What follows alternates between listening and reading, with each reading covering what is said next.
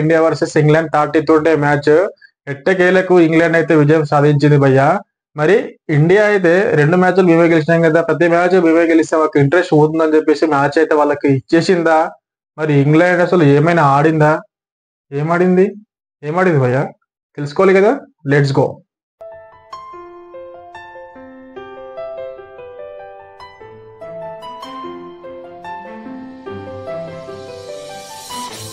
Hello నమస్తే, welcome to Kiran Kumar vlogger. India versus England 30-20 match.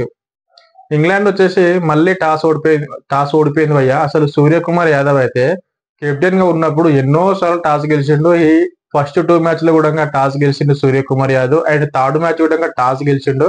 And ఇదే విధంగానే ఇంత ముందు మ్యాచ్ లో తీసుకున్నట్టుగానే ఫీల్డింగ్ తీసుకుంటూ చేసింగ్ తీసుకున్నాడు. ఫస్ట్ ఇంగ్లాండ్ అయితే బ్యాటింగ్ వచ్చింది భయ్య. అసలు పిచ్ గురించి మనం ఫస్ట్ మాట్లాడుకుందాము. పిచ్ అసలు మనము ఎక్స్పెక్ట్ చేసింది ఏంటంటే కొంచెం స్లో, అంటే బౌన్స్ అయితే ఎక్కువ ఉండదని చెప్పేసి మనం అనుకున్నాం. కానీ దానికంటే అసలు ఆపోజిట్ లో వెళ్ళిపోయింది భయ్య పిచ్ అయితే. నిజంగా అసలు 189 యావరేజ్ స్కోర్. ఇక్కడ ఆల్మోస్ట్ 200 చేస్తే గానీ ఫస్ట్ బ్యాటింగ్ వాళ్ళు, చేసింగ్ వాళ్ళకు అంత కష్టం కాదు, చాలా ఈజీగా కొట్టేస్తారు 200 అయినా కానీ. కానీ అసలు 189 ఇక్కడ 171, ఇంగ్లాండ్ 171 కొట్టి ఆల్అౌట్ అయింది భయ్య. మరి ఎవరెవరు మంచిగా ఆడారు, ఏ ప్లేయర్స్ మంచిగా ఆడారు, దాని గురించి మనం మాట్లాడదాం. ఫస్ట్ బెన్ డకెట్ అయిన ఫిలిప్ సాల్ట్ వచ్చిన తర్వాత ఫిలిప్ సాల్ట్ సెకండ్ బాల్ కి బౌండరీ కొట్టిండు. అండ్ బెన్ డకెట్ అయితే నిజంగా ఈ మ్యాచ్ లో మాత్రం తన ఫామ్ అయితే బ్యాక్ వచ్చేసింది భయ్య. 51 runs in 28 balls Ben Duckett. దాని తర్వాత జాస్ బట్లర్ కూడా 24 రన్స్ ఏమో కొట్టిండు. దాని తర్వాత లేమ్ లివింగ్స్టన్ వచ్చి 43 రన్స్ కొట్టిండు భయ్య. నిజంగా లేమ్ లివింగ్స్టన్ ఆడడం అయితే నాకు కొంచెం హ్యాపీగా అనిపించింది. ఎందుకనంటే ఆర్సీబీ ప్లేయర్ లేమ్ లివింగ్స్టన్ కాబట్టి. కానీ ఎంత ఫోర్లు ఎంత సిక్స్లు కొడుతున్నా, వచ్చిన వాళ్ళు వచ్చినట్టు 4లు 6లు కొడుతున్నారు. కానీ ఈసారి ఇంగ్లాండ్ వాళ్ళు కొంచెం తెలివిగా ఆడింది ఏంటంటే వచ్చిన వాళ్ళు వచ్చినట్టు మరి స్టార్టింగ్ నుంచి కొట్టకుండా కొంచెం బాల్ని కూడా వాళ్ళు ఆడి ఒక 1 over 2 hours ఆడిరు కాబట్టి ఫస్ట్ మ్యాచ్ లో 132 రన్స్ వేసారు, సెకండ్ మ్యాచ్ లో 165 రన్స్ వేసారు, థర్డ్ మ్యాచ్ లో వచ్చేసి 171. అంటే మ్యాజికల్ పెంచుకుంటూ పోతున్నారు. ఈ 171 స్కోర్ అయినా కానీ చాలా ఈజీగా కొట్టేస్తారు మనోళ్ళు అని చెప్పేసి అనుకున్నాం. మరి మనోళ్ళు ఎట్లా కొట్టిర్రు, ఎట్లా ఆడిర్రు, ఎందుకు ఓడిపోయారు, దాని గురించి మనం మాట్లాడదాం. ఫస్ట్ ఇండియన్ స్క్వాడ్ లో ముంబై షమి ఆడతాడా అంటే ఈ మ్యాచ్ లో కూడా 50-50 అనుకున్నాం. కానీ ఎట్టకేలకు ఈ మ్యాచ్ లో అయితే తీసుకున్నారు. మరి ఎవరి ప్లేస్ లో తీసుకున్నారు అని అంటే హర్షదీప్ సింగ్ ప్లేస్ లో అయితే తీసుకున్నారు భయ్య ముంబై షమిని.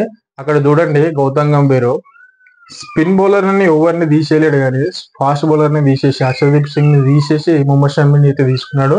ఈ మ్యాచ్ లో కూడా మనకున్న 4 స్పిన్నర్ బౌలర్ అయితే నిజంగా యూజ్ చేసిండు, ఎవరిని కూడా తీసేయలేడు.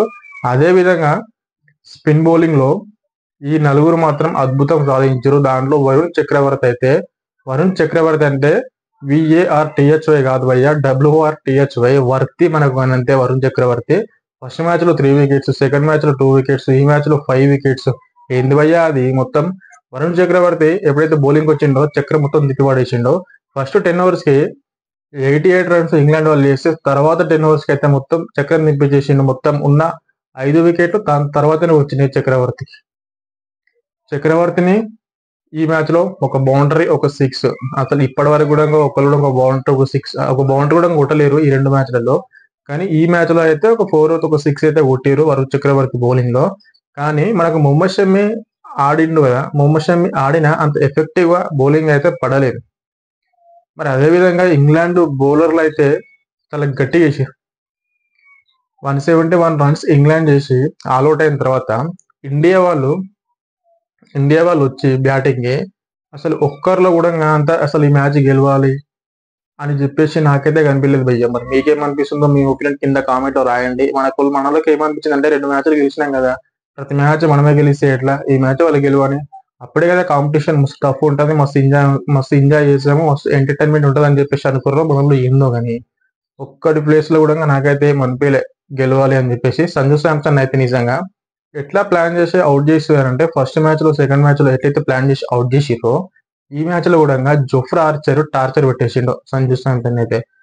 ఎట్లయితే షార్ట్ బౌన్సర్ వేసేసి లాంగ్ ఆన్ లో ఫీల్డర్ పెట్టి, లెగ్ సైడ్ లో బౌండరీ దగ్గర ఫీల్డర్ పెట్టి ఎట్లయితే అవుట్ చేసిరో ఈ మ్యాచ్ లో కూడా లాంగ్ ఆన్ లో ఫీల్డర్ కి క్యాచ్ ఇచ్చి అవుట్ అయిపోయిండు సంజు శాంసన్. దాని తర్వాత అభిషేక్ శర్మ 24 రన్స్ అంటే 5 ఫోర్స్ కొట్టినా గానీ మంచిగా ఆడుతున్న టైంలో క్యాచ్ ఇచ్చి అవుట్ అయిపోయిండు. దాని తర్వాత వచ్చిన సూర్యకుమార్ యాదవ్ గానీ, తిలక్ వర్మ గానీ ఒక 4 ఒక బౌండరీ 6 కొట్టేసి వెళ్ళిపోయారు వాళ్ళు గూడంగా. ఇక్కడ ఒక పాయింట్ నేను చెప్తా. మనం ఎప్పుడైతే మ్యాచ్‌లు గెలుస్తున్నామో మన ఫార్మ్ అంతా బయటికి రాదు. ఎవరు గూడంగా పాయింట్ ఔట్ జేయరు. మనం ఎప్పుడైతే మ్యాచ్‌లు ఓడిపోతూ వస్తామో అప్పుడు మన ఫార్మ్‌ని అందరూ పాయింట్ ఔట్ జేస్తారు. ఎగ్జాంపుల్‌గా రోహిత్ శర్మ బంగ్లాదేశ్ తోటి టెస్ట్ సిరీస్‌లో అంతగా ఆడకపోయినా ఆ మ్యాచ్‌ని మనం గెలిచినాం కాబట్టి అది ఎవ్వరు పాయింట్ ఔట్ జేయలే. కానీ న్యూజిలాండ్ సిరీస్‌తో, ఆస్ట్రేలియా సిరీస్‌తో బీజీటీ మనం ఓడిపోయిన తర్వాత రోహిత్ శర్మ ఫార్మ్‌ని అయితే పాయింట్ ఔట్ జేసిర్రు.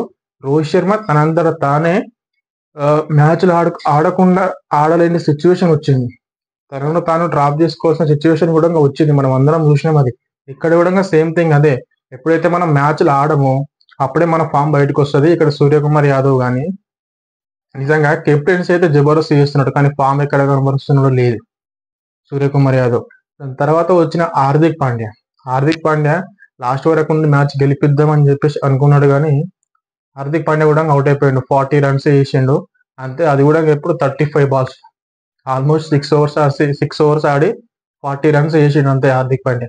అండ్ మిగతా వాళ్ళు గూడంగా వచ్చిన వాళ్ళు తిలక్ వర్మ గానీ, జు జురేల్ గానీ, ధ్రువ్ జురేల్ గానీ, అక్షర్ పటేల్ గానీ, వాషింగ్టన్ సుందర్ గానీ ఎవరి నుంచి అంత పెద్ద పర్ఫార్మెన్స్ అయితే ఏం రాలేదు కాబట్టి మనోళ్ళు 145 రన్స్ చేసి అయితే ఆల్ ఔట్ అయిపోయారు. 26 రన్స్‌తోనైతే ఇంగ్లాండ్ ఎట్టకేలకైతే విజయం సాధించింది భయ్యా ఇండియా పైన.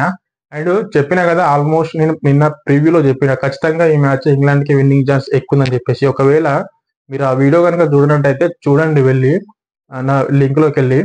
అండ్ నెక్స్ట్ మ్యాచ్ గూడంగా ఖచ్చితంగా ఇంగ్లాండ్ గట్టి పర్ఫార్మెన్స్ ఇస్తది భయ్యా. ఇంగ్లాండ్‌ని ఎవరు తక్కువ అంచనా ఎయొద్దు. మనంతట మనము ఇంగ్లాండ్‌కైతే విన్నింగ్ అయితే ఇవ్వద్దు భయ్యా. మనం గట్టిగా పోరాడాలి ప్రతి మ్యాచ్ గూడంగా. అప్పుడే మనకు విజయం అనేది వస్తది. And end of the day next రివ్యూలో మళ్ళీ మనం కలుద్దాం. అంటే నెక్స్ట్ మ్యాచ్‌లో మళ్ళీ మనం కలుద్దాం. అప్పటి వరకే థాంక్ యూ ఫ్రెండ్స్.